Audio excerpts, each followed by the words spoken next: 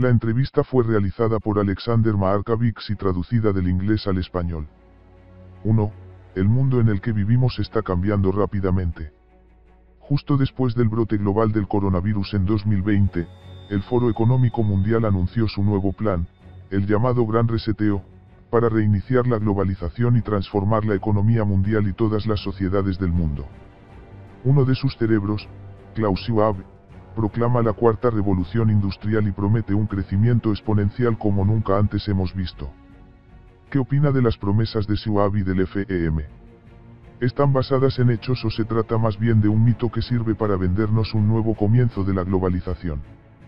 Como representante del movimiento euroasiático, ¿cómo valora las ideas del Great Reset en términos de unipolaridad y multipolaridad? ¿Cree que el Great Reset tiene futuro fuera de Occidente, especialmente desde la ruptura entre Occidente y Rusia a raíz de la agresión de la OTAN contra Rusia y el inicio de la operación militar rusa? En resumen, Klaus Schwab se equivoca. Pero permítame explicarle por qué. El historiador Ian Moll va mucho más allá y se pregunta si las innovaciones actuales en las tecnologías digitales representan la cuarta revolución industrial, 4IR, por sus siglas en inglés, como tal. Señala que una interpretación hegemónica de la 4IR es el rápido desarrollo tecnológico como una nueva y audaz revolución tecnológica. Sin embargo, no hay pruebas de tal revolución en la totalidad de las instituciones sociales, políticas, culturales y económicas, tanto a nivel local como global. En consecuencia, debemos centrar nuestra atención en cómo funciona esta estructura ideológica para promover los intereses sociales y económicos de las élites mundiales. Moll sostiene que el marco de la cuarta revolución industrial sirve para apuntalar el contingente del neoliberalismo del periodo posterior al consenso de Washington y, por tanto, cumple el mandato de enmascarar el progresivo declive del orden mundial globalizado con la narrativa de un mundo feliz. Schwab simplemente ha dado un golpe ideológico utilizando un conjunto de metáforas para hablar de una revolución imaginada. Un estudio de las tecnologías a menudo aclamadas como clave de las innovaciones convergentes de las 4IR, inteligencia artificial, aprendizaje automático, robótica e Internet de los objetos, demuestra que no están a la altura de la pretensión de una revolución tecnológica moderna. Moll concluye que el 4IR de Schwab no es más que un mito moderno. El contexto social de este mundo sigue siendo el mismo que en las 3IR y se esperan pocos cambios. Por el momento no hay perspectivas de que se produzca otra revolución industrial después de la tercera. El mundo feliz de Schwab simplemente no existe. Al fin y al cabo, las revoluciones no se caracterizan únicamente por el cambio tecnológico. Más bien, serán desencadenadas por transformaciones en el proceso laboral, cambios fundamentales en las actitudes en el lugar de trabajo, cambios en las relaciones sociales y una reestructuración socioeconómica global. Schwab también rechaza las críticas de muchos expertos occidentales en el campo de las TI.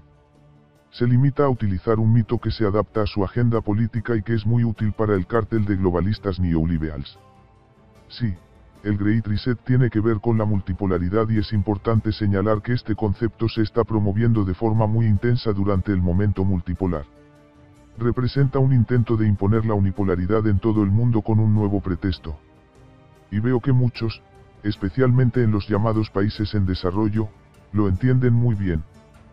Para ellos, el Great Reset es una nueva forma de colonialismo con imágenes futuristas y tecnologías posmodernas, pero en el fondo se trata de los mismos instrumentos de hegemonía y dominación occidentales. 2. En su libro de 2019 Coaching y Conflicts, usted analiza el concepto de guerra de coaching/guerra híbrida, partiendo de la teoría de la guerra en red y abarcando conflictos desde Siria hasta Ucrania. ¿Podría explicarnos el concepto de guerra de coaching, cómo lo utiliza Occidente contra estados independientes y, en particular, cómo lo está utilizando la OTAN en estos momentos para transformar Ucrania? En este libro he tratado algunos casos, pero en los últimos años han surgido otros nuevos que es necesario analizar a fondo. En 2022, acabo de publicar mi nuevo libro titulado Guerra híbrida y zona gris, en el que describo las razones por las que Occidente y especialmente Estados Unidos han integrado estos conceptos militares en su política exterior. Estados Unidos y la OTAN afirman que Rusia utiliza métodos de guerra híbrida contra otros países, incluidos sus socios. Los defensores de esta doctrina afirman que la lengua rusa, las relaciones comerciales rusas, la Iglesia Ortodoxa rusa y mucho más son elementos de una guerra híbrida del Kremlin contra las democracias. Se trata de una idea muy estúpida, sobre todo si se conocen y se han leído los manuales del Pentágono donde está escrito en blanco y negro que el ejército estadounidense hace la guerra contra sus enemigos, neutrales y aliados en tiempos de guerra, pero también en tiempos de crisis y después. Así que hacen la guerra contra todo y contra todos todo el tiempo. Por desgracia, la guerra híbrida no es solo un meme y Occidente está desarrollando tecnologías como la guerra cognitiva o la difusión de narrativas rusófobas, así como iranofóbicas y sinófobas, por todas partes donde puede. La zona gris es un ejemplo similar. Se utiliza a menudo para describir las actividades de China o la operación militar en Ucrania. En cuanto a la OTAN en Ucrania, aparte de la propaganda, Occidente proporciona datos de inteligencia y utiliza sistemas de mando y control contra Rusia. Pero también hay un nivel metafísico en este conflicto, como las herramientas de la cultura cancela, contra la cultura rusa tradicional allí, y la agresión contra la Iglesia Ortodoxa rusa, que está oficialmente prohibida en Ucrania, donde están las organizaciones de derechos humanos que se preocupan por la libertad de expresión o de creencias. ¿Por qué guardan silencio sobre la situación en Ucrania desde 2014? 3. Desde el informe del Club de Roma titulado Los límites del crecimiento, los grupos de reflexión y las organizaciones globalistas con sede en Occidente han estado pidiendo el establecimiento de una economía verde y la reducción de las emisiones de CO2, apuntando no solo a Occidente sino también al sur global. Algunos grupos activistas como Extinction Rebellion piden incluso el fin de la reproducción humana para detener el cambio climático. ¿Qué opina de estas políticas neomalthusianas? Podemos considerarla como un nuevo componente de la guerra híbrida de Occidente no solo contra sus propios pueblos sino también contra otras civilizaciones, especialmente las que se oponen a su pretensión de hegemonía.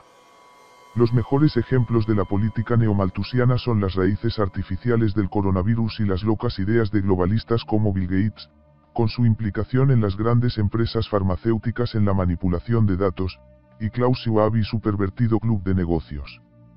Pero también la agenda del cambio climático no es más que un caso de política oscura, ya que en su nombre se difunden muchos cuentos chinos y desinformación entre la población bajo una tapadera política. Curiosamente, el desarrollo y la aplicación de las tecnologías verdes dependen de materiales como los metales raros, el litio, etc. Para extraerlos es necesaria la minería, lo que implica la destrucción de paisajes naturales. A su vez, el procesamiento posterior conlleva la contaminación del medio ambiente. Por último, casi todos los materiales raros se destinan a los ricos estados occidentales. Así que esto no es otra cosa que el regreso del capitalismo depredador de siglos pasados. Otro aspecto de la economía verde es el auge de pseudo-ideologías dirigidas contra la humanidad per se. La promoción de la comida vegana, o hecha de gusanos e insectos, los movimientos a favor del aborto o más bien en contra de la vida, todos estos fanáticos representan el satanismo con un rostro ecológico. Pero el significado detrás de ellos es el mismo. Todos están dirigidos contra la humanidad en general y contra su propio pueblo en la situación específica. 4. En su libro Ordo Pluriversalis, publicado recientemente, proponen un orden multipolar en lugar del actual caos unipolar dominado por Occidente, y un pluriverso intelectual en lugar del actual universo liberalista. También hablan de la necesidad de establecer una contrahegemonía y de la importancia del concepto heideggeriano de Dasein en conjunción con la cuarta teoría política de Alexander Dugin. ¿Qué importancia tienen pensadores europeos como Antonio Gramsci, Martin Heidegger y Carl Schmitt para la teoría de la multipolaridad y qué pensadores no occidentales le parecen importantes para un pensamiento pluriversalista? En lo que respecta a Europa, me he centrado en las ideas de Heinrich Triepel, menos conocido que Gramsci, pero también interesante en el campo de la investigación sobre la hegemonía, AFK. Organsky, Ione Negrai, Giorgio Agamben y Leopold Kour. Además de los autores mencionados, menciono a personas y, por tanto, sus ideas, como Amitabha Acharya, Amit Dabasi, Ta Abdurrahman, Yakin Chin, Ernesto Cardenal, Walter Mignolo, Dipesi Chakrabarty y muchos otros. En las fuentes pueden encontrar pensadores desde Aristóteles y Tucídides hasta Richard Haas y Christopher Lane. Porque si se trata de los críticos del neoliberalismo, deben conocer bien a todos los autores de esta escuela política. Pero para una verdadera multipolaridad a escala mundial, no podemos pasar por alto a los intelectuales de otras partes del mundo, Japón, China, India, Irán, las regiones de África y América Latina y, por supuesto, Rusia-Eurasia. Me he especializado especialmente en la importancia de las ideas de las teorías no occidentales. Ya se ha establecido una teoría china de las relaciones internacionales, el eurasismo es otra base para el desarrollo de una teoría auténticamente rusa de las relaciones internacionales. Demos también la palabra a los iraníes, los africanos, los árabes y los pueblos de América Latina, Indonesia, etc. Hay algunos puntos específicos que reflejan cada cultura/etnia única, pero también ideas interesantes que son útiles en todo el mundo y que pueden servir a los intereses y valores de los diferentes pueblos, así como de los estados. 5. Muchos analistas consideran el año 2022 como un punto de inflexión en la geopolítica. Con el inicio de la operación militar rusa en Ucrania, muchos estados se han negado a apoyar las sanciones occidentales contra Rusia. Algunos estados como Irán, China, India y Pakistán incluso han reforzado sus lazos económicos y/o militares con Rusia. Estaría de acuerdo con la afirmación de que estamos asistiendo al primer conflicto multipolar en Ucrania. ¿Es ya un hecho el mundo multipolar o solo estamos viviendo el momento de la transformación de un momento/caos unipolar a un orden multipolar? El momento unipolar ha terminado, eso es cierto. Pero la multipolaridad solo está en la primera fase de su construcción. Así que este es un momento multipolar. Así que la cuestión para nosotros ahora es cómo transformar este momento en una multipolaridad real y cualitativa. Desde el punto de vista de Occidente, esto no es deseable porque sus élites perderían el control de la hegemonía. Precisamente por esta razón, los estudiosos occidentales ven el auge de la multipolaridad como el amanecer de una era más arriesgada y conflictiva. Para ellos, lo lógico es querer preservar el statu quo. Pero incluso las élites occidentales saben que la multipolaridad es inevitable. Solo tienen que echar un vistazo a las noticias recientes para descubrir que Rusia, Irán, China y algunos otros estados están evitando utilizar el llamado sistema bancario internacional SWIFT y están estableciendo en su lugar sus propios mecanismos bancarios. La India ha pagado a los Emiratos Árabes Unidos en dirhams de los EAU para comprar petróleo ruso. Esto es un signo de desdolarización y de profundos cambios que afectarán a la economía mundial. Además, Asia es ahora el motor de la economía mundial, ni Europa, ni la región transatlántica, UE más Estados Unidos y Canadá, pueden hacerle sombra. Los actores racionales seguirán estas tendencias, ya que está en juego la paz y la prosperidad. Por último, el Brexit también ha sido un signo del declive del sistema de la UE, ya que el Reino Unido ha buscado una opción más flexible para afirmarse en el mundo. Por el momento, las élites occidentales no los pueblos de Occidente están unidas contra Rusia en la lucha por Ucrania y utilizan esta situación para reforzar su propia y frágil unidad. Pero la realidad les obligará tarde o temprano a luchar por sus propios intereses nacionales, como durante la pandemia del COVID, todos tratarán de sobrevivir.